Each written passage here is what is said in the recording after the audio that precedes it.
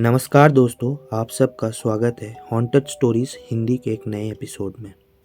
तो आज की स्टोरी बेस्ड होने वाली है एकदम सच्ची एवं रियल घटना पे, जो कि स्टार्ट करते हैं। तो एक समय की बात है, करीब 3 साल पहले मेरा एक दोस्त जिसका नाम है प्रीतम। वैसे तो मैं एवं मेरे दोस्तों की ज़्यादातर परवरिश वेस्ट बंगाल एवं कोलकाता में हुई है, बट मैं रहने वाला हूँ बिहार का। तो खैर, जब हम लोग का एचएस का एग्ज़ाम ख़त्म हुआ तो हम लोग को 2 महीने की छुट्टी मिला था, और वो छुट्टी के समय मैं गांव चला आया था क्योंकि मेरे दादाजी का तबीयत बहुत ही ख़राब था, और जिसकी वजह से प्रीतम एवं मेरा और भी जो 2 दोस्त थे, ऋषभ एवं रोनी, उन दोनों का मतलब कुछ अच्छा चल नहीं रहा था, क्योंकि उन लोग सोचे थे कि चारों रहेंगे, इधर उधर घूमेंगे छुट्टी में, जो होता है दोस्त लोग का। तो मैं जब चला आया तो प्रीतम मेरे से हर दिन ही बात करता था, लेकिन उसको भी घर में बैठे बैठे अच्छा नहीं लग रहा था, जिसकी वजह से उसने कहा कि चलो कहीं घूम के आते हैं। तो उसने ऋषभ को कहा, भाई ऋषभ चलना कहीं घूम के आते हैं, रोनी चलो ना।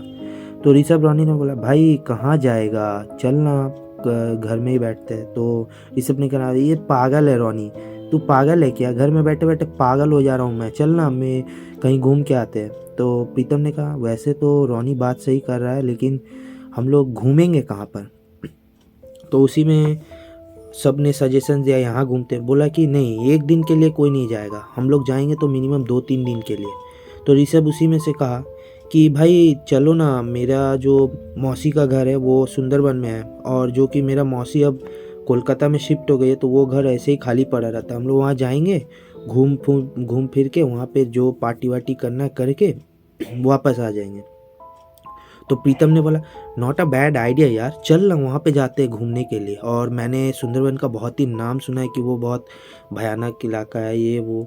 तो वैसे मैं बता दूं कि आप सबको कि मेरा जो दोस्त है प्रीतम, वो बहुत ही नीडर टाइप का लड़का है, और उसको भूत भूत से कोई ये जो मजाक होता है वो मजाक बना देता है। कोई भी अगर उसके सामने डरता है ये भूत या कुछ के लिए, तो वो बहुत मजाक बना लेता है। लेकिन ये आगे चल के इसके लिए बहुत ही ज़्यादा ख़राब होने वाला है। तो उसी में प्रीतम ने कहा, भाई पैकिंग कर लेते, आज रविवार है, कल सोमवार है, कल हम लोग यहाँ से निकल जाएंगे। तो सारे दोस्तों ने बोला कि ठीक है चलो, कोई बात नहीं। तो सारे दोस्तों ने मिल के पैकिंग किया, और पैकिंग करने के बाद सुबह उठे। सुबह उठने के 8 बजे, और पैकिंग वैकिंग किया हुआ था, तो इन लोग ने सिर्फ ब्रश किया और नाश्ता करके चले आए प्रीतम के घर। तो यहाँ से प्रीतम ने कहा, भाई अभी हम लोग यहाँ से कैसे जाएंगे। तो उन लोग बोला, चलना कहाँ है भाई, यहाँ से हम लोग थोड़े दूर पैदल चलते हैं, बालीगंज स्टेशन आ जाएगा कोलकाता का।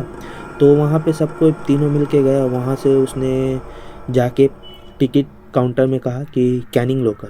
तो 3 कैनिंग लोकल के टिकट्स लेके वो लोग वहाँ से निकल गए। वो लोग डायरेक्ट चले गए कैनिंग, जो कि उन लोग 9 बजे वहाँ से निकले थे।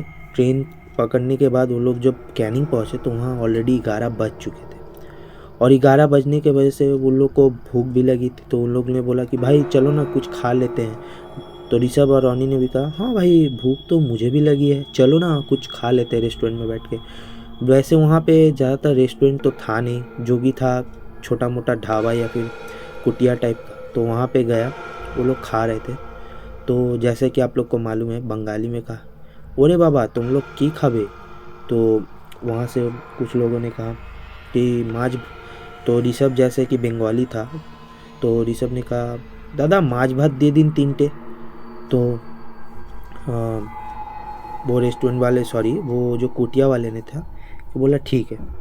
तो देने के बाद ये लोग खाए पिए, वहाँ पे बज गया इन लोग का 12। और 12 बजने के बाद बोला, भाई खाना तो बहुत मस्त था। प्रीतम ने कहा, रोनी ने कहा, भाई बहुत अच्छा खाना है यहाँ पे। तो खाने के बाद उन लोग ने बोला, भाई अब यहाँ से कैसे जाएंगे।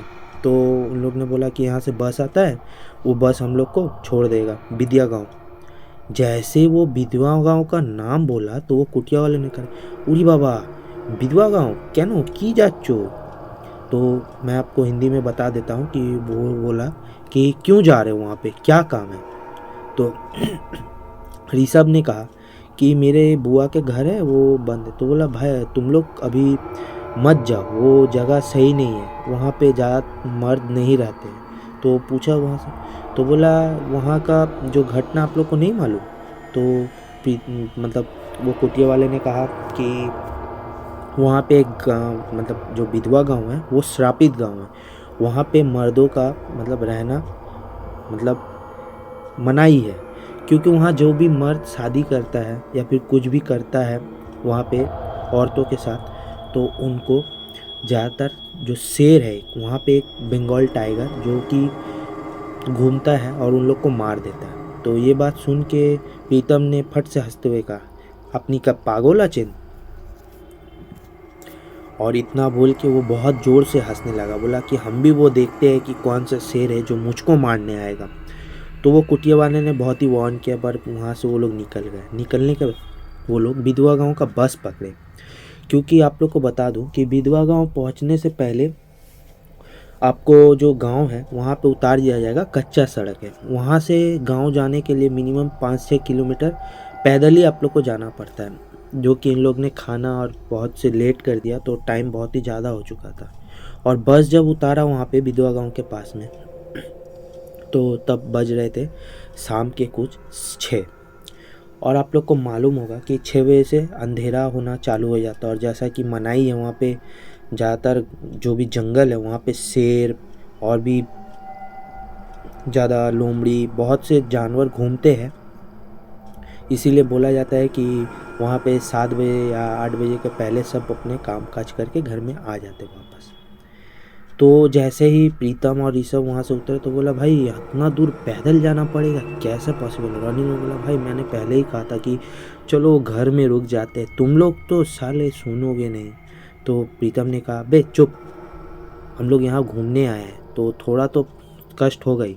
तो और ऋषभ ने कहा, भाई टेंशन मत ले, यहाँ से 5-6 किलोमीटर जाएंगे और हम लोग का गाँव आ जाएगा। तो उसी में प्रीतम ने कहा कि ठीक है चलो चलते हैं।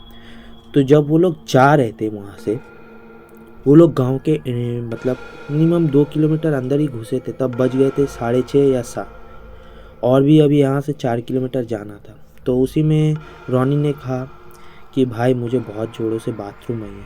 तो प्रीतम ने कहा, बे तेरा तो रोज का ही है, जा कर ले।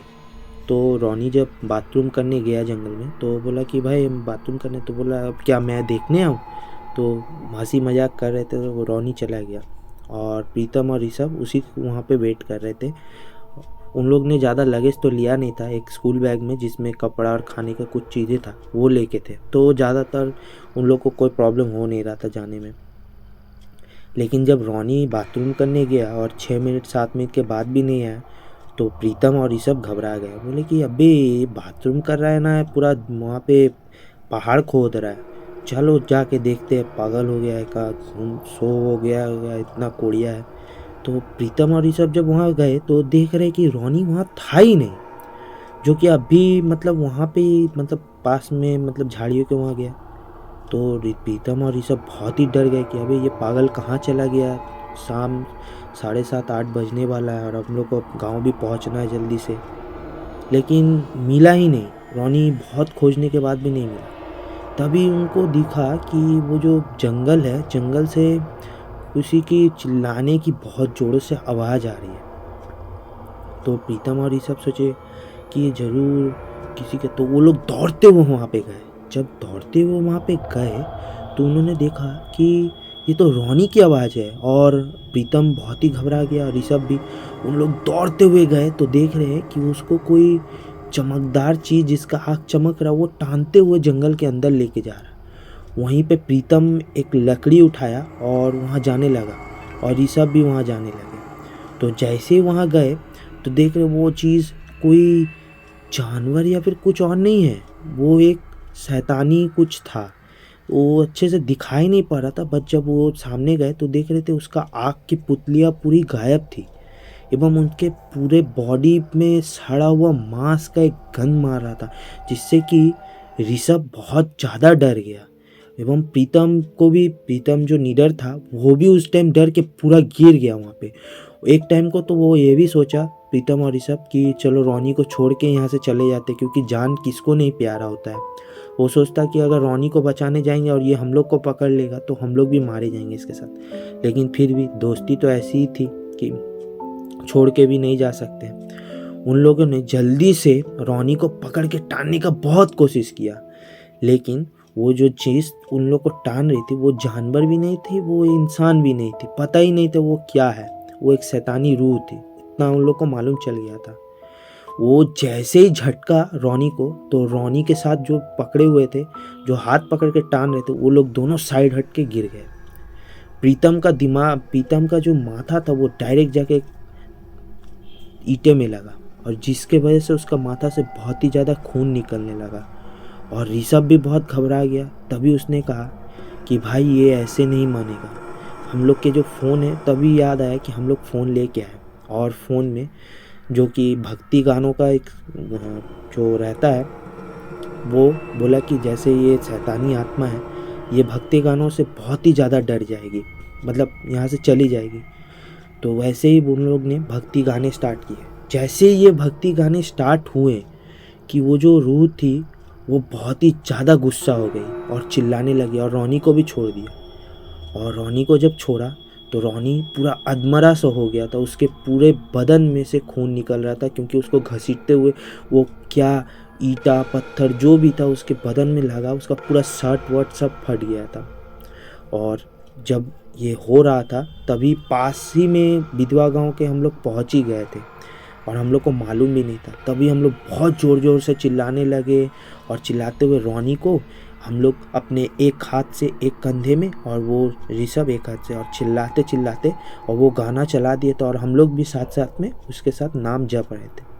और जब हम लोग ये नाम जप रहे थे तो उसी से वो जो भूत या फिर प्रेत या फिर कुछ भी बोल लो, वो बहुत ही ज़्यादा गुस्सा हो रही थी, और हम लोग का पीछा नहीं छोड़ रही थी। वो तो हम लोग पे हमला नहीं कर पा रही थी, लेकिन ये जो गाने हैं वो उनको रोक जरूर रही थी, लेकिन वो सोच रही थी कि कब ये गाने बंद होंगे और ये हम तीनों को मार देगा। लेकिन वैसे ही वहाँ से गांव के कुछ लोग जो कि खेत के पास से गुजर रहे थे, उन लोग ने हम लोग को देख लिया, जो कि हम लोग बहुत ज़ोरों से चिल्ला रहे थे। तो उन लोग ने सोचा कि ये तो मतलब इतने रात को जंगल में कौन चिल्ला रहा है। तभी उन लोग ने देखा कि 3 लड़के वहाँ से आ रहे हैं, और एक पूरा कंधा पे टंगा हुआ है।